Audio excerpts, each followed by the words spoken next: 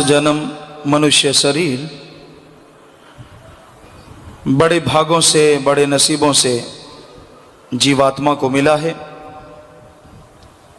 यह वो शरीर है जो इस मृत्युलोक में रहता हुआ भी अल्लाह वाहिगुरु गॉड खुदा रब के दर्श दीदार को पा सकता है। यह वह शरीर है, यहां पे आत्मा मालिक का नाम लेके खंडों ब्रह्मंडों को पार करती हुई निज धाम सतलोक अनामी में जा सकती है। इंसान का इतना श्रेष्ठ शरीर, सर्वोत्तम शरीर आत्मा को मिला है, पर कितनी हैरानी की बात है, फिर भी ज्यादातर लोगों के चेहरे लटके हुए हैं। किसी को कोई घर परिवार की तरफ से परेशानी है, तो किसी को काम धंधे की कोई परेशानी है, और नहीं तो कोई मन की परेशानियों में खोया हुआ है। दो तरह का जीवन ज्यादातर लोग जीते हैं, घर गृहस्थ का और त्यागी, घर परिवार छोड़ के अल्लाह मालिक की याद में लग जाना। घर गृहस्थी इंसान बहुत से झमेलों में उलझा होता है। बचपन में पता नहीं होता कि ऐसा कुछ होगा। बचपन में खिलौने अच्छे लगते हैं और माँ बाप उसकी इच्छाएं पूरी करते हैं।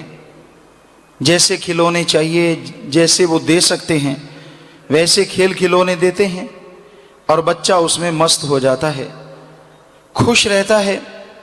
उन खिलौनों में प्यार मोहब्बत डाल लेता है और जीवन गुजरने लगता है। थोड़ा थोड़ा बड़ा होता है, जैसे बड़ा होता है तो छोटे खिलौने चले जाते हैं, बड़े खिलौने आ जाते हैं। उस खेलने कूदने में मस्त है।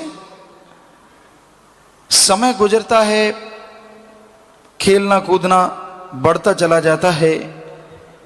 किसी का ध्यान विषय विकार काम वासना में चला जाता है और आखिर में शादी हो जाती है। बड़ा खुश बाजे बजते हैं, साज बजते हैं, ढोल ढमक्का बजता है, लेकिन कुछ देर के बाद जब बच्चे पैदा होने शुरू होते हैं और फिर घर गृहस्थ का बोझ कंधों पे आ जाता है तो 30 साल में ही बुढ़ापा आ जाता है। क्योंकि बाल बच्चों का पालन पोषण, सुबह उठता है तो फिक्र होता है इनके लिए कहाँ से कमा के लाऊं, सोता है तो यह सोच के कि नींद ढंग से आ जाए ताकि कल को अच्छा कमा सकूं। तो अधेड़ अवस्था 40 उम्र 50 तक जाते जाते बहुत सारे खुशियां, बहुत सारे खेल खिलौने छूट जाते हैं और चेहरे पे सलबटें पड़नी शुरू हो जाती हैं। ये चक्कर पड़ जाता है कि घर गृहस्थ का जो साजो सामान है, इसको इकट्ठा करते करते बहुत टाइम लग जाता है, बहुत समय लग जाता है और टेंशन बनी रहती है। और फिर जैसे जैसे उम्र बढ़ती है, आदमी ज्यादा खचत होता है मायक पदार्थों में, दुनियादारी में। हालांकि 50-60 साल के बाद आदमी को रिटायरमेंट ले लेनी चाहिए घर परिवार के काम धंधों से। बच्चे तब तक जवान हो जाते हैं, उनके कंधों पे बोझ डालो, नहीं डालेगा। कितना अभी तो सफेद हुआ है, अभी तजर्बा आया है, अभी कैसे छोड़ दूं। ज्यादा लालची हो जाता है, ज्यादा लोभी हो जाता है और उसमें फंस के पागलों की तरह जीवन गुजारता चला जाता है। दुख परेशानियां टेंशनें बनी रहती हैं। तो ये घर गृहस्थ वाले जीवन का एक मूल्यांकन आपको बताया। और जो गृहस्थी राम का नाम जपते हैं, अल्लाह वाहिगुरु गॉड खुदा रब की भक्ति इबादत करते हैं और कड़ा परिश्रम मेहनत हक हलाल की रोजी रोटी खाते हैं, यकीन मानिए वो बेअंत सुखी हैं। उनके गम दुख चिंताएं परमात्मा का नाम खत्म कर देता है। अब आते हैं त्यागी की तरफ। त्याग तो कर दिया, पर लारें 3-3 फुट की लटकती रहती हैं। किसी गृहस्थी को देखता है, किसी की शादी होते देखता है, मन में लड्डू फूटते हैं, इसकी तो शादी हो रही है, मैं तो मर गया, मेरी भी होती, मेरे भी ढोल बजते। उस तरफ ध्यान नहीं देता जो रोते हुए आते हैं, मर गए, लुट गए, बर्बाद हो गए, क्या दोबारा से कुंवारापन मिल जाएगा। बत कबारी नाथिए यही पछोताओ। गुरु साहबानों के वचन हैं कि जब तक शादी नहीं होती तो चाव रहता है शादी का, शादी हो जाती है तो मामले पड़ जाते हैं और फिर रोता कुरलाता है, और आखिर में यही कहता है कि बत वो फिर से नहीं आएगी, यही पछताओ। बस इसी पश्चाताप में जीवन गुजर जाता है, मौत आ जाती है। लेकिन दूर के फूल सुहावने, हिंदी में कहावत है, दूर से फूल देखो बहुत सुंदर लगते हैं, पास जाके देखो उसके साथ कांटे भी लगे होते हैं। तो ऐसा ही होता है। अब गृहस्थी आदमी है, वो त्यागी बनने को तैयार रहता है, कहता पर क्या करूं, झमेला बहुत पड़ गया। और त्यागी को रहता है मैं कब विवाह शादी करता, क्यों फंस गया पंगे में, क्या लेना था भक्ति शक्ति में, क्या पड़ा है। क्योंकि मन जालिम है, उसका तो मन है एक जो उसे तंग कर रहा है, बर्बाद कर रहा है चारों तरफ से, और उसका कुछ नहीं है, ना बाल ना बच्चा।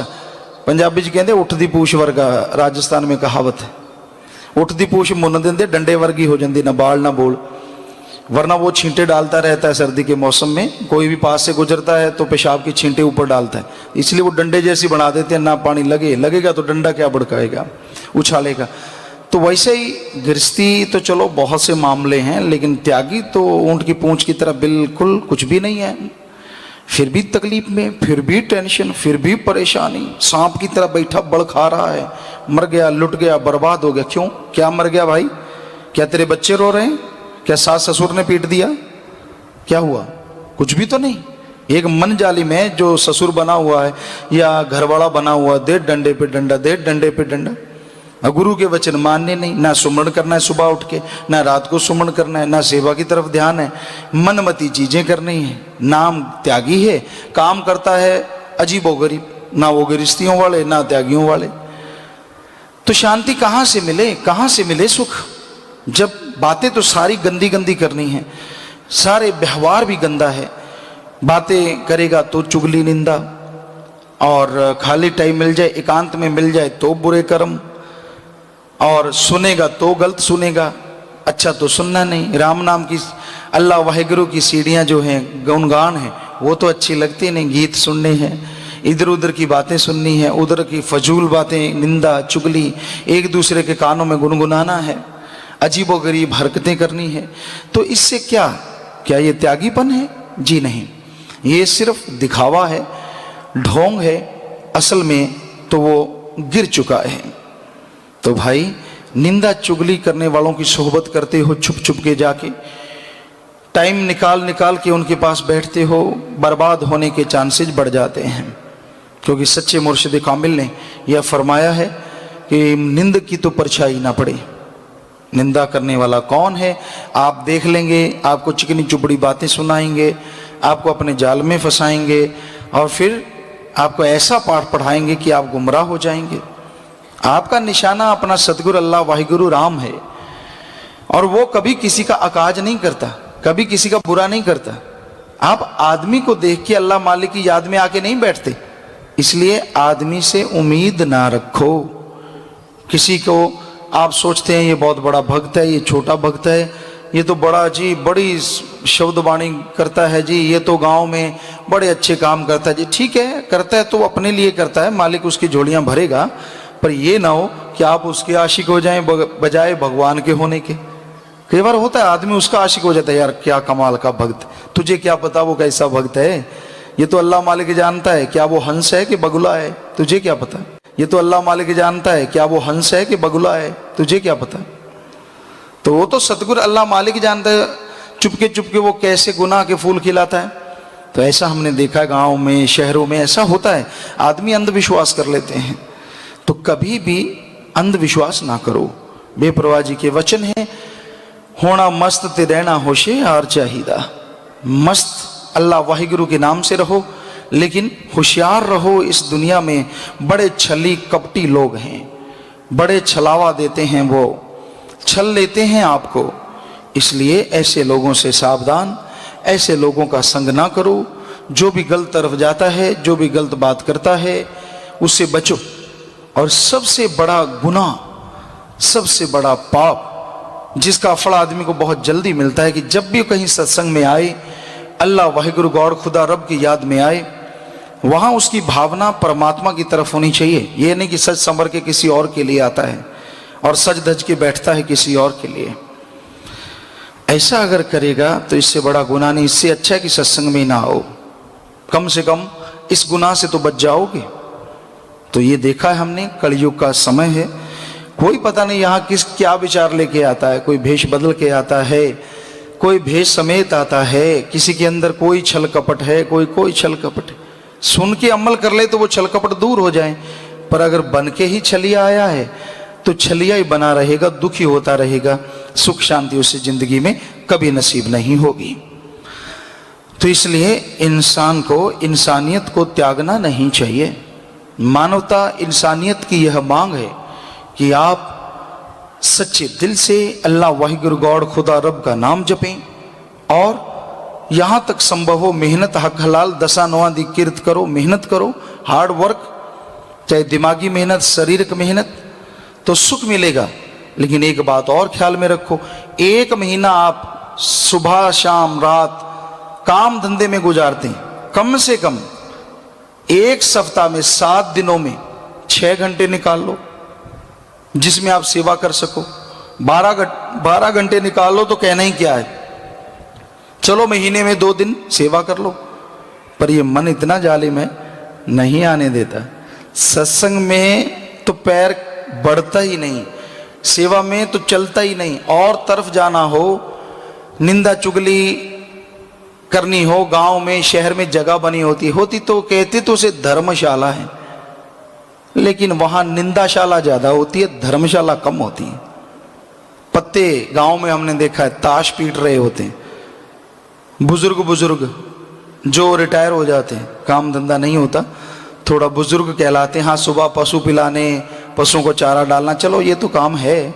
उसके बाद सारा दिन पत्ते खेलते हैं और निंदा चुगली, कोई पास से गुजर गया फिर उसका अगला पिछला कुछ नहीं छोड़ते, साथ में पत्ता मारेंगे जोर से, साथ में उसकी निंदा करेंगे, मजा लेते हैं।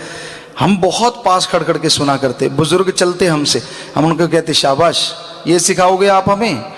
फिर कहते रहे ये हम सिखा थोड़ा रहे हैं, तो और क्या कर रहे हो आप? एक टीचर की तरह होते हैं बुजुर्ग, जैसा आप करोगे वैसी आपकी औलाद करेगी। तो उस तरफ ध्यान नहीं देते, चाय भी बड़ी भाग के पी के आते हैं कहीं टाइम ना निकल जाए निंदा चुगली से। पर अल्लाह वाहिगुरु के लिए ऐसी तड़प पता नहीं क्यों नहीं पैदा हो रही। कलयुग, इसकी वजह है कलयुग, ये बुराई का टाइम है, बुराई का टाइम। यहाँ बुरी बातें अच्छी लगती हैं, बुरी बातें मन को भाती हैं, अच्छी बात कह दो तो बिच्छू की तरह डंक चलता है, अच्छी बात समझ में नहीं आती। तो भाई ऐसा समय है कलयुग का, इसमें मालिक का नाम जपोगे तो बचोगे, वरना गम चिंता टेंशनों में घूमते रहोगे, चाहे आप गृहस्थी हो चाहे आप त्यागी हो। तो आप गृहस्थी बन के भी त्यागी बन सकते हैं। कमल का फूल कीचड़ में रह के भी खिल जाता है। आप गृहस्थी हैं तो क्या हुआ, सारे संत पीर पैगंबर गुरु महापुरुष सबके सब गृहस्थी थे, पर वो परमात्मा को पा गए, तो आप भी पा सकते हैं। ऐसा नहीं है कि पाया नहीं जा सकता, बस अपने विचारों को कंट्रोल करना है राम नाम के द्वारा, अल्लाह वाहिगुरु गॉड खुदा रब की भक्ति इबादत के द्वारा। और ये मन सुमरन से कंट्रोल होता, उम्र से नहीं। जिनको आप बूढ़ा सा देखते हैं ना, सफेद सफेद से बाल, ये पंजाबी च कहते ज्यादा बैबती होंगे, बुरा ना मन्यो कि चिट्टे बाल वाला, पर हमने तो देखा है, यहाँ देखते रहते हैं, रोज एक्सरे होता रहता है। ये ऊपर ऊपर से करेंगे यूं यूं, और देखने वाला भी देखता है हाँ सफेद सफेद बाल हैं, ये तो बेचारा भक्त है। पर इतना गंदे विचार होते हैं, इतने गिरे विचार होते हैं, वो देखता है बगुले की तरह, कौन सा मेरे जाल में फंसेगा, कब फंसेगा, उसका यही मामला होता है। कोई काम वासना की वजह से देखता है, कोई माया का गुलाम है, कोई किस वजह से, कोई किस वजह से। तो ये कलयुग है। यहाँ ये नहीं कह सकते आप कि उम्र के साथ आदमी सियाना हो गया, वैसे नाम ही सियाना है, मन तो जवान होता है जैसे जैसे उम्र बढ़ती है। कहता तजर्बा ही अब आया है, पहले तो बचपन में पता ही नहीं था, अब तो किसी को पता भी नहीं चलने देते और अपना काम भी कर देते हैं। तो भाई ये आपका अपना काम नहीं, ये मन का काम है और आपको ले डूबेगा। बचो मन से। और है फिर जवानी की उम्र, बचपन, उसमें तो फिर सुमरन ही बचाव है, अदरवाइज अन्यथा आदमी गुमराह हो सकता है, मन उसका उस पर हावी हो सकता है, उसको तड़फाएगा, बेचैन रखेगा। तो तो इसलिए संत फकीर जो कहते हैं उस पे अमल करना सीखो। राम का नाम जपा करो, टाइम दो, समय दो, ताकि आपको कोई गम दुख दर्द चिंता परेशानी आए ही ना। जब आप वचन नहीं मानते, पीर फकीरों की कही बात पे अमल नहीं करते, अल्लाह वाहिगुरु का नाम सुमरन नहीं करते, तो आप दुखी रहते हैं, परेशान रहते हैं, टेंशन में रहते हैं। इसमें संतों का क्या दोष है? दोष संतों को देते हैं। आपकी कमियां नजर नहीं आती? क्या संतों ने सिखाया है कि बुरी बात किया करो? क्या संतों ने सिखाया है कि निंदा किया करो? क्या संतों ने कहा है कि राम नाम छोड़ के गंदी गंदी बातें सुनो, गाओ या कानों में लगा के रखो? क्या ये संतों के वचन है? करना सब कुछ खुद है और दोष संतों को, शर्म नहीं आती। ऐसे लोग बड़े ढीठ होते हैं, बेशर्म। अपने को दोष नहीं है, मैं तो सही हूं। संतों ने क्या कहा? संतों रोकते हैं बुराइयों से, गलत बातों से। राम का नाम जपो, अल्लाह मालिक को याद करो, तो आपका जीवन सुख में ना हो तो संत गारंटी देते हैं। अब अगर आप ही वचन ना मानो, वचनों को काटते चले जाओ, तो सुख कहां से मिलेगा? फिर तो तकलीफ, दुख, परेशानी, अंदर टेंशन, गम, परिवार में दुख दर्द चलता ही रहेगा। कोई क्या कर सकता है इसमें? ये तो तभी खुशियां हैं अगर वचन को माना जाए। चाहे कोई गृहस्थी मान ले, चाहे कोई त्यागी मान ले, जो भी मानेगा वो ही दया में रहमत से माला माल हो जाए। अल्लाह वाहिगुरु गॉड खुदा रब का नाम लिया करते हैं, उसकी भक्ति इबादत में समय लगाया करते हैं, तो कोई भी नेगेटिव पावर, बुरी शक्ति, काल महाकाल भी उस जीव का बाढ़ बांका नहीं कर सकता। क्योंकि अल्लाह वाहिगुरु गॉड खुदा राम में ऐसी शक्ति है, उससे आत्मा बलवान हो जाती है। और आत्मा जिसकी बलवान हो जाए, आत्मबल आत्मविश्वास जिसके अंदर आ जाता है, वो फिर ना मन और ना माया का गुलाम बनता है।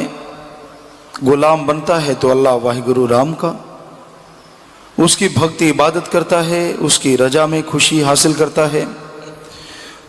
बेअंत खुशियां भी मिलती हैं तो भी यह नहीं मानता कि उसका पात्र वो था। वो यह कहता है कि यह सब देने वाला सदगुरु अल्लाह मालिक वाहिगुरु राम है। ऐसी भावना, ऐसा जिसका हृदय शुद्ध हो जाता है, कण कण में, जर्रे जर्रे में उसे मालिक नजर आता है, उसको कोई गम चिंता टेंशन नहीं रहती। वो मालिक की दया में रहमत को हासिल करता हुआ दोनों जहां की खुशियों का हकदार बन जाता है। संसार में लाखों करोड़ों अरबों जन्म होते हैं और इतने ही लोग चले जाते हैं। ज्यादातर आते हैं और बेशकीमती जिंदगी रूपी दिए को बुझा के चले जाते हैं। खा लिया, पी लिया, सो लिए, काम धंधा कर लिया, विषय विकारा में, दुनियावी प्रीत में खो गए, भौतिकतावाद में फंस गए और इस तरह से पागल होते होते, समय गुजारते गुजारते एक दिन मौत के करीब पहुंच जाते हैं और हासिल कुछ भी नहीं कर पाते। जीवन गमों में, चिंता में, टेंशन में, परेशानी में गुजरता रहता है। लेकिन जो लोग पीर फकीर की बात पे अमल करते हैं, अल्लाह वाहिगुरु राम का नाम लिया करते हैं, उसकी याद में तड़पते हैं, तो तड़प के ही सब कुछ हासिल कर जाते हैं। तो मालिक की याद में चलना, उसकी भक्ति इबादत में तड़पना है तो नसीबों का काम, भागों का काम। लेकिन आदमी चाहे तो ऐसे भाग्य बना सकता है। आदमी चाहे तो अपने आप में बदलाव ला सकता है। लेकिन आज कलयुग है, घोर कलयुग का समय। यहाँ मन इंद्रियां बड़े फैलाव पे हैं और आदमी भोगों का कीड़ा है, पागल है। हद से ज्यादा पागल लोगों को हमने देखा है, जो एक दूसरे के प्यार मोहब्बत में इतने पागल होते हैं, इतने पागल होते हैं कि वो यह नहीं जानते कि ये तो कुछ दिन के लिए रोशनी है, 4 दिनों की चांदनी फिर अंधेरी रात। कुछ दिन आपका प्यार मोहब्बत है, आप सोचते हैं इससे ज्यादा लज्जत है, पर आप अपने आप को बर्बाद कर रहे हैं। यहां तक भी संत कितना भी रोकें, लोग तकरार कर करके बुराइयां में फंसते चले जाते हैं। संत रोकते हैं, तेरे लिए बीमारी का घर है, आने वाला समय दोजक है, नरक है। नाची कहता पढ़ूंगा पढ़ूंगा, आप यकीन नहीं मानेंगे, ऐसे ऐसे लोग जो पत्र लिखते हैं या बात करते हैं सत्संग में लिख के भेजते हैं और उनको समझाया जाता है कि नहीं भाई ये तेरे लिए बुरा है, बुरा कर्म मत कर। आशिक बनना है तो अल्लाह वाहिगुरु राम का बन, जो दोनों जहां की खुशियों से माला माल कर दे और कण कण जर्रे जर्रे में तुझे नजर आए और हर समय तेरा सच्चा साथी बन जाए। उसका आशिक बन, उसकी भक्ति कर। पर वो इतने पागल होते हैं, इतने बुरी तरह से काम वासना विषय विकार में अंधे होते हैं, चाहे कितना भी उनको सच बता दो कि आने वाला टाइम आपके लिए नरक बन जाएगा, पर वो नहीं मानते। और जब नरक बन जाता है तब उसका कोई हल नहीं होता। तो इंसान इतना ज्यादा अहंकारी है, इतना ज्यादा घमंडी है, इतना ज्यादा मन इसका हावी है कि ये पीर फकीर की बात को भी नहीं मानता। वो करता है जो इसका मन कहता है। तो मन के कहे से कभी भी कोई सुखी नहीं रहता। आत्मा की आवाज को सुनो, अपने अंदर की आवाज को सुनो जो कहती है कि अल्लाह वाहिगुरु गॉड खुदा रब से प्यार करो, बेगर्ज निस्वार्थ भावना से उसका सुमरन करो और उस मालिक से दुआ करो कि हे मालिक, हे दया के सागर, हमें रहमो करम करके अपने से जोड़ ले। तो जो मान लिया करते हैं, अमल किया करते हैं, वो जरूर उसकी दया में रहमत के काबिल बन जाते हैं। तो इंसान इस कलयुग में वही सुखी रहेगा जो पीर फकीर की बात मान के अमल करेगा। जो अपने मन के हाथे मजबूर होगा, मन के हाथों पागल हो जाएगा, वो कभी भी अंदर से शांति हासिल नहीं कर पाता। तो भाई, संत पीर फकीर हमेशा सबके भले की बात कहते हैं। वो कभी भी किसी को बद्दुआ नहीं देते, मालिक से दुआ मांगते हैं, अरदास प्रार्थना प्रेयर करते हैं कि मालिक सब तेरी औलाद है, तेरी भक्ति इबादत करके सब सुखी रहें, परमानंद को हासिल कर लें। तो मालिक से दुआ करते हैं। और पीर फकीर जो बेगर्ज निस्वार्थ भावना से दुआ करते हैं तो मालिक की दरगाह में मंजूर कबूल जरूर हो जाती है। तो आप अमल करें, फकीर जो कहते हैं, संत जो कहते हैं, वचनों के अनुसार चलोगे तो आने वाला समय, आने वाला जीवन आपके लिए बहुत सुखमय होगा। वरना आप अपने कर्मों का बोझ उठाते रहोगे और पशुओं की तरह जिंदगी गुजार के इस संसार से विदा हो जाओगे। सत्संग ऐसी जगह यहां पे आत्मा को खुराक मिलती हो। सत्संग यहां जन्मों जन्मों के पाप कट जाते हैं। सत्संग यहां परमानंद की प्राप्ति होती है। और सत्संग यहां ओम हरि अल्लाह मालिक कण कण में, जर्रे जर्रे में है, दिखाने का तरीका बताया जाता है। सत्संग में आने से जन्मों जन्मों के पाप कर्म कट जाया करते हैं। सत्संग जो भी दिलो जान से सुनता है, दिमाग से सुनता है, विचारता है और अमल करता है, वो ही खुशियां हासिल करता है, उसी को परमानंद की प्राप्ति होती है। वो ओम, वो हरि, वो अल्लाह, वो वाहिगुरु जो कण-कण में, जर्रे जर्रे में मौजूद है, इंसान को मालूम ही नहीं पड़ता कब उसके पहाड़ जैसे भयानक कर्म वो मालिक पल में काट दिया करते हैं। आदमी ता उम्र उस परम पिता परमात्मा के गुणगान गाता रहे, नमक हरामी ना बने, तो मालिक यहां तो क्या अगले जहान में भी उसकी संभाल करनी नहीं छोड़ता। बेटा यानी बच्चे कितने भी बड़े हो जाएं, माँ बाप के लिए हमेशा छोटी और भोले ही रहते हैं। उनके अंदर एक मोह होता है, एक प्यार होता है कि नहीं मेरे बच्चे अभी छोटे हैं, अभी बड़े नहीं हुए हैं। ये अलग बात है कि बच्चे कई बार इतने बड़े हो जाते हैं कि बड़ों को भी घर से निकाल देते हैं। ये घोर कलयुग है। लेकिन हकीकत में देखा जाए तो माँ बाप इतने प्यार मोहब्बत से बच्चों का पालन पोषण करते हैं तो उनकी निगाह में तो वो औलाद कभी बड़ी होती ही नहीं। उसी तरह संत सदगुरु होते हैं। माँ बाप के लिए औलाद कहीं ना कहीं ये सबक सिखा देती है कि भाई हम बड़े हो गए, अलग हो जाते हैं, काम धंधा, तो नेचुरली रिश्ता थोड़ा खत्म सा हो जाता है। पर गुरु पीर फकीर के लिए तो बच्चा हमेशा ही छोटा बच्चा रहता है, जिसे अभी चलना भी नहीं आता होता। क्या पता कहाँ फिसल जाए, क्या पता कहाँ चोट खा लें, क्या पता कौन से दर्द का सामना करना पड़ जाए। हमेशा ध्यान बच्चों में ही रहता है। और बच्चों में ध्यान से मतलब पीर फकीर सदगुरु अल्लाह वाहिगुरु राम से दुआ करते रहते कि हे मेरे मालिक, हे मेरे मौला, हे मेरे रहबर, ये तेरी औलाद हैं, अनजान हैं, आने वाले कष्टों से अनजान हैं, बुरे पाप कर्मों से, तो रहमत कर, दया कर, इनके वो पाप कर्म काट, इन पे रहमत कर, ये तेरी तमाम खुशियां हासिल कर सकें।